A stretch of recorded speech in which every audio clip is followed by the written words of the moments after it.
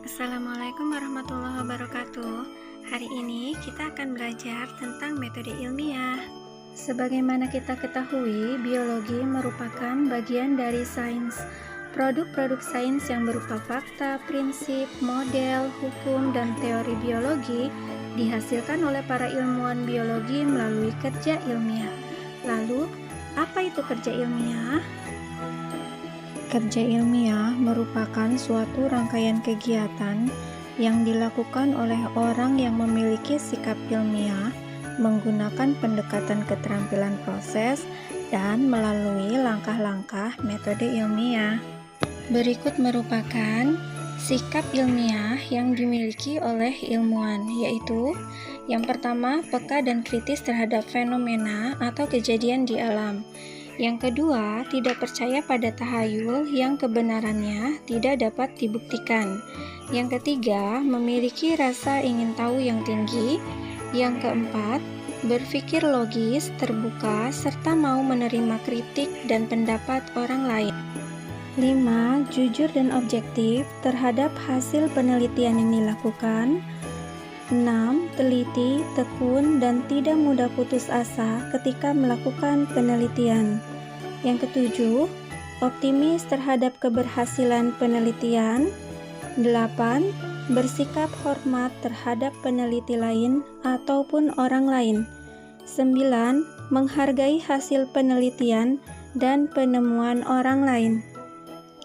Pendekatan keterampilan proses, yaitu suatu cara yang diterapkan pada siswa agar dapat menemukan sendiri fakta dan konsep ilmiah dengan melibatkan secara maksimal seluruh kemampuannya.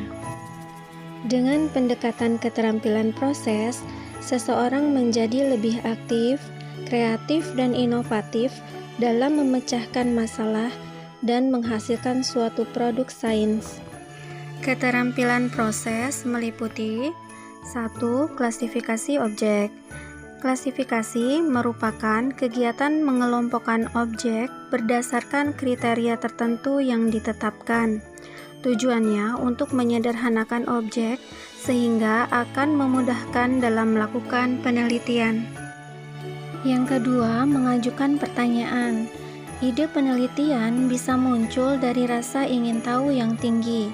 Misalnya saja, ketika kalian melihat perubahan pada lingkungan sekitar kalian, ya, yang dulunya penuh pepohonan, udaranya segar, tapi sekarang pohonnya tinggal sedikit, kemudian menjadi gersang dan udara yang berada di sekitar pun menjadi panas.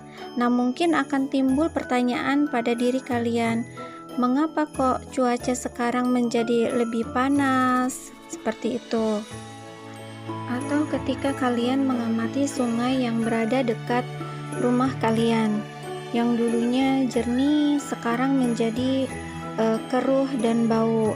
Nah, mungkin akan timbul pertanyaan pada diri kalian, mengapa air sungai sekarang menjadi semakin keruh dan bau? Yang ketiga, melakukan pengamatan atau observasi. Pengamatan adalah kegiatan untuk memperoleh data atau informasi yang berhubungan dengan objek penelitian dengan menggunakan panca indera maupun dengan bantuan alat. Nah, nantinya data yang diperoleh dari kegiatan pengamatan dapat berupa data kualitatif dan data kuantitatif. Nah, apa sih bedanya data kualitatif dan kuantitatif? Data kualitatif adalah data yang tidak dapat dinyatakan dengan angka. Data kualitatif biasanya diperoleh dari pengamatan dengan menggunakan panca indera. Contohnya, warna air sungai kecoklatan dan bau. Lalu ada data kuantitatif, merupakan data yang dapat dinyatakan dalam angka. Contohnya, sampel air dari sebuah sungai memiliki derajat keasaman atau pH 4. Kemudian suhu udara di lokasi percobaan 25 derajat Celcius. Yang keempat, menyajikan data. Agar lebih mudah dimengerti orang lain, data hasil pengamatan sebaiknya disajikan secara ringkas dan sistematis. Data dapat disajikan dalam bentuk tabel, grafik, skema, atau gambar. Yang kelima, menafsirkan data, yaitu memberikan arti atau makna pada data hasil pengamatan. 6. Memprediksi dan memperkirakan data. Memprediksi yaitu membuat dugaan berdasarkan logika. Contohnya, ada seorang anak yang berusia 18 tahun, tetapi badannya pendek seperti anak berusia 8 tahun. Padahal kedua orang tua anak tersebut terlihat normal. Prediksi yang dapat dibuat, misalnya saat masih kecil, anak tersebut mungkin saja kekurangan gizi dan sering menderita sakit. Lalu memprakirakan yaitu membuat dugaan mengenai suatu kejadian yang tidak diketahui berdasarkan data yang ada. Contohnya perakiraan cuaca. Yang ketujuh, identifikasi variabel dalam percobaan. Dalam percobaan terdapat dua kelompok perangkat percobaan, yaitu kelompok kontrol dan kelompok eksperimen. Kelompok kontrol merupakan perangkat percobaan yang tidak diberi perlakuan, sedangkan kelompok eksperimen merupakan perangkat percobaan yang diberi perlakuan tertentu. Perlakuan tersebut dapat bervariasi sehingga disebut variabel. Variabel dalam percobaan dapat dibedakan menjadi variabel bebas, variabel terikat, variabel kontrol, dan variabel pengganggu. Kita bahas satu-satu ya. Yang pertama, variabel bebas atau disebut juga dengan variabel manipulasi, yaitu perlakuan yang berbeda-beda dalam percobaan. Variabel terikat atau variabel respons, yaitu hasil dari perlakuan yang berbeda-beda dalam percobaan. Atau dengan kata lain, variabel terikat itu adalah variabel yang nantinya akan kita ukur seberapa besar atau seberapa banyak hasilnya. Kemudian ada variabel kontrol atau variabel terkendali, yaitu perlakuan yang sama pada semua percobaan. Yang terakhir ada variabel pengganggu, yaitu variabel yang tidak dikehendaki tetapi dapat mempengaruhi hasil percobaan. Selanjutnya C. Metode ilmiah. Metode ilmiah merupakan suatu cara yang sistematis untuk memecahkan masalah. Adapun langkah-langkah dalam metode ilmiah adalah sebagai berikut. Yang pertama, menemukan dan merumuskan masalah. 2. Mengumpulkan informasi atau data-data. 3. Menyusun hipotesis dan dugaan sementara. 4. Melakukan percobaan untuk menguji kebenaran hipotesis. 5. Mengolah hasil percobaan atau analisis data. 6. Membuat kesimpulan. 7. Mengomunikasikan hasil penelitian kepada khalayak atau publikasi hasil penelitian.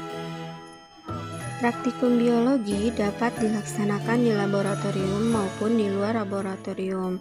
Bekerja di dalam ruang laboratorium harus memperhatikan beberapa aturan yang meliputi tata tertib penggunaan laboratorium dan langkah-langkah keselamatan kerja.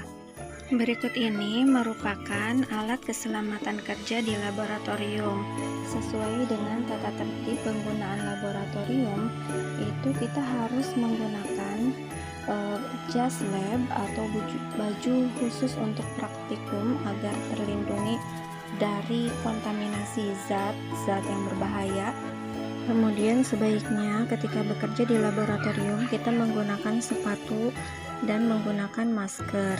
Kemudian kita tidak boleh makan dan minum di laboratorium dan tidak sembarangan memegang alat dan bahan yang ada di laboratorium.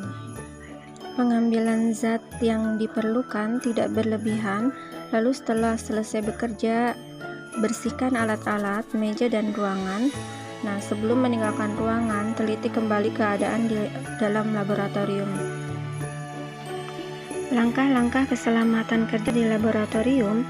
Yang pertama, kita harus mengenakan penutup hidung dan mulut, kacamata, serta sarung tangan saat mengambil zat-zat yang berbahaya. Kemudian, menggunakan alat bantu seperti pipa kaca, pipet tetes, sendok plastik, atau pinset untuk mengambil zat atau bahan. Nah, kita harus berhati-hati saat membawa dan menggunakan alat-alat praktikum yang terbuat dari kaca. Lalu, jika ada bagian tubuh yang terkena zat kimia, kita harus segera membasuhnya dengan air. Nah, kita harus menggunakan obat-obatan P3K jika ada yang terluka.